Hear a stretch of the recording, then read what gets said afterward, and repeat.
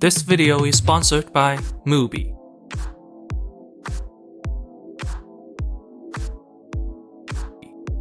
Summer of 2016.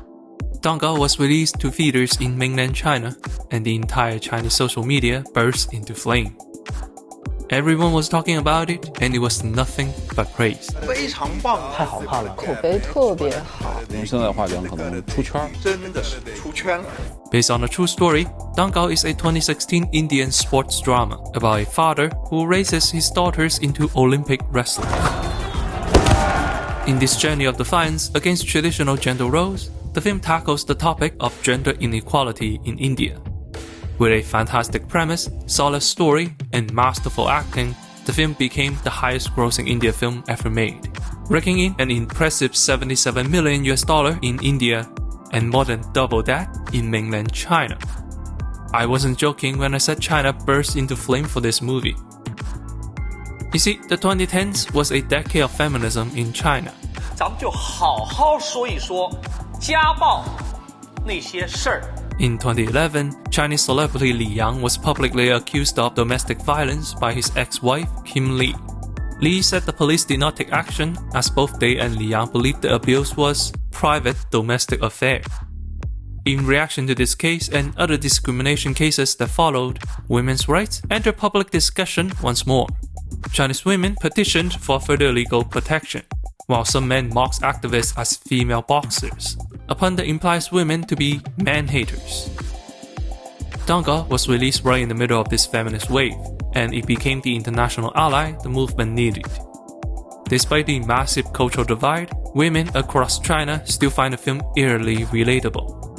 Turns out, the one common thing between the two ancient nations is thousands of years worth of sexism. Today, from a Chinese perspective, let me walk you through this Indian masterpiece and show you what Chinese women see in this film. Let's talk about why you, too, should watch this movie.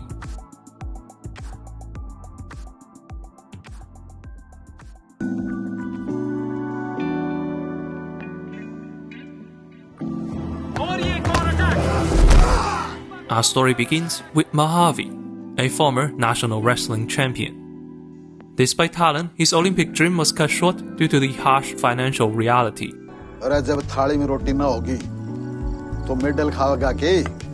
Funding for sports in India has been lacking historically. Most athletes in India struggle to make a living.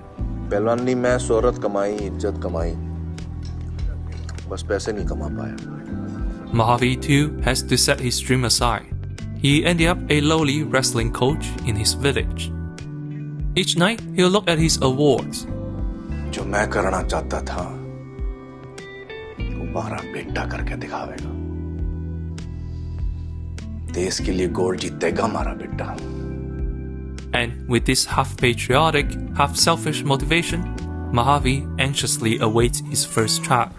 छोरी हुई है. That face is so familiar to me. For a very long time, I was the only son in our extended family. All of my paternal uncles have daughters. And I distinctly remember when one of my cousins was born, someone in my family exclaimed, "How come it's a girl again?" Fortunately, just as Mahavir loves his daughters, my cousins were loved as well. But there is always this undertone that I, the only grandson, is the most valuable one to my grandparents, that I bear the most responsibility for this family. This is hardly the standard, however. More than a few of my female friends, as a counterexample, grew up in neglect.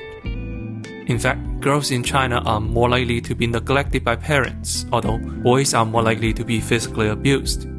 Basically, boys need to be whipped into shape, while girls are just whatever. The subtext is that daughters just aren't as valuable. There are many justifications for this perception, but in my eyes, they are all excuses. Now you can see why the Chinese audience instantly bonded with the film. After the birth of his first daughter, the entire village begins giving Mahavir tips on having a son. Mahavir, ये पुत्र मंत्र लिख के दे रहा हूँ. सच्चे मन से जाप करते रहना, हैं? That too happens a lot in China. Superstitions, of course, don't work. Mahavir and his wife continue to have 3 more daughters. Seeing this, Mahavir decides it's time to give up his dreams. While we are on the topic of awesome Indian movies, why not check out some more with today's sponsor, MUBI. If you don't know, MUBI is a streaming service dedicated to elevating great cinema from around the globe. Here in Canada, MUBI includes classics like Gangs of Wassaport, both Hot 1 and 2. It's one of, if not the most requested film for this channel, and it lives up to the hype. Similarly, if you are interested in Chinese cinema, Let the Bullet Fly is also highly requested and available on MUBI.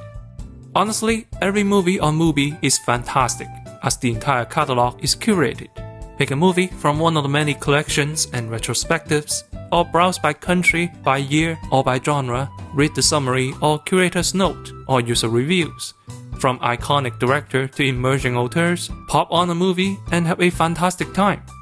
If you are interested, you can try MUBI free for 30 days at mubi.com/accentcinema. That's mubi.com/accentcinema for a whole month of great cinema.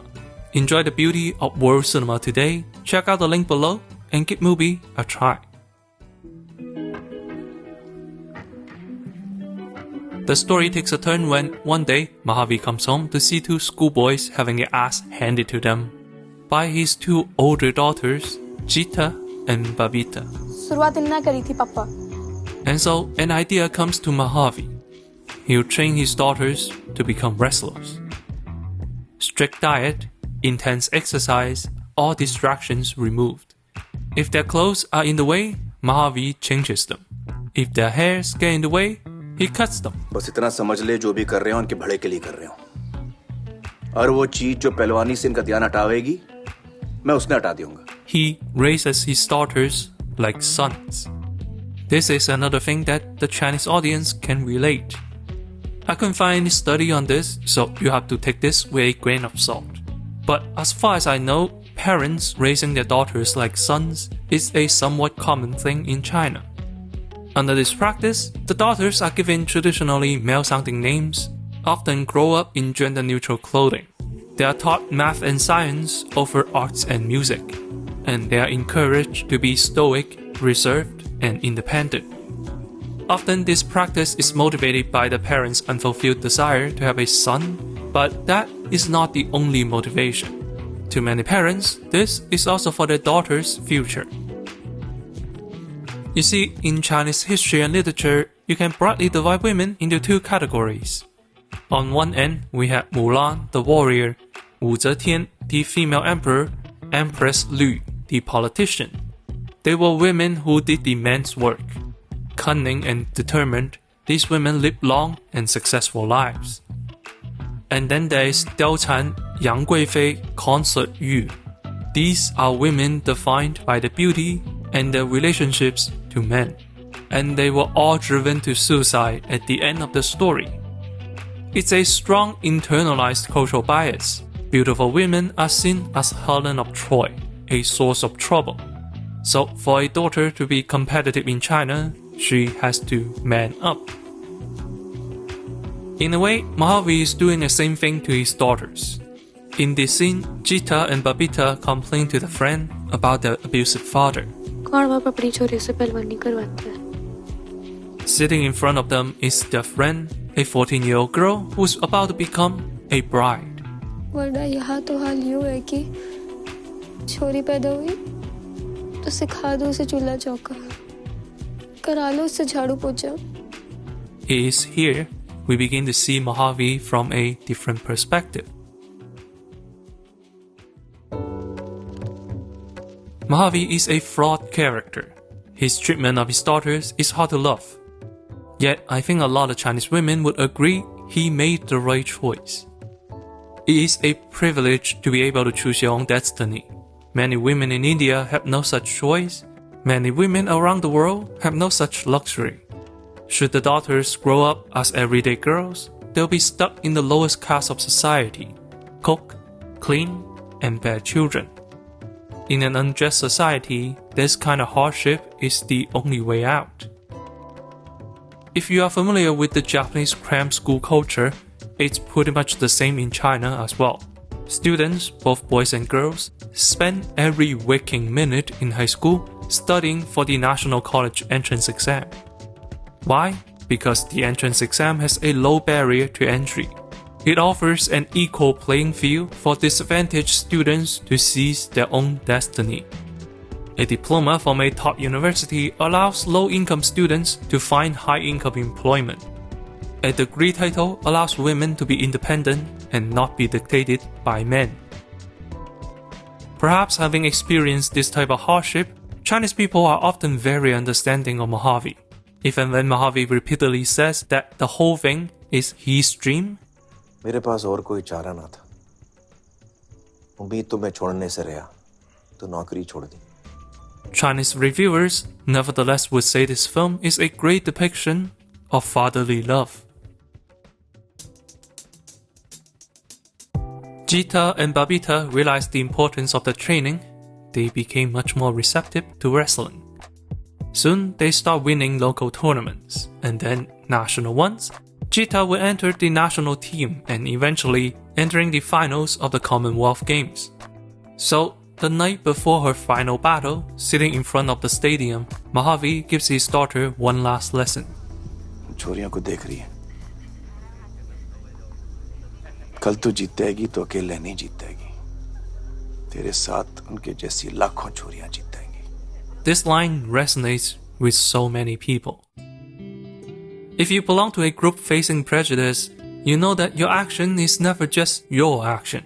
You are always a representative of your group.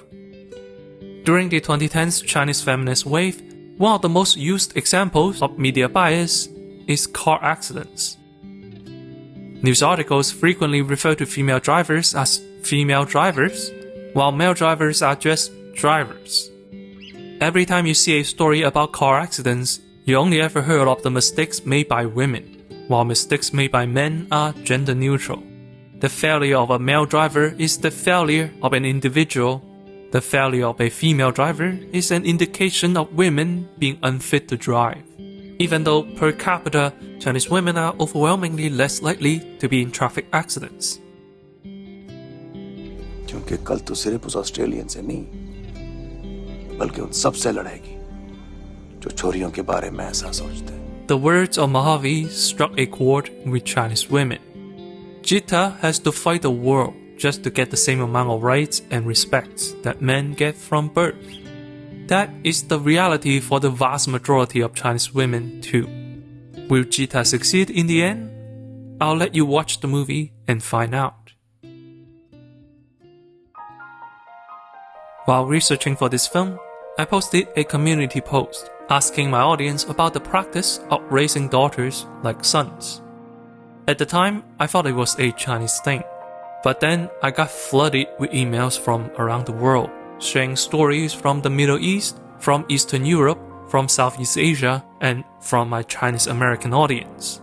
This movie isn't just about India, and it doesn't just resonate with China. Certainly, the film has its problems, one of which is how the story is told almost exclusively through a flawed male perspective. But for my male viewers, that also means this will be a good entryway to know more about women's struggles. Just to show how real and important the film's topic is, allow me to share one last anecdote. I once had an Iranian friend in secondary school in Canada. One day during recess, I asked her what's her plan after graduation. And she said she doesn't really have a plan because once she's out of school, she'll have to get married. Her tone of voice was seared into my memory. She doesn't sound sad, but she sounded hesitant. She knew this sounded wrong. She was 15.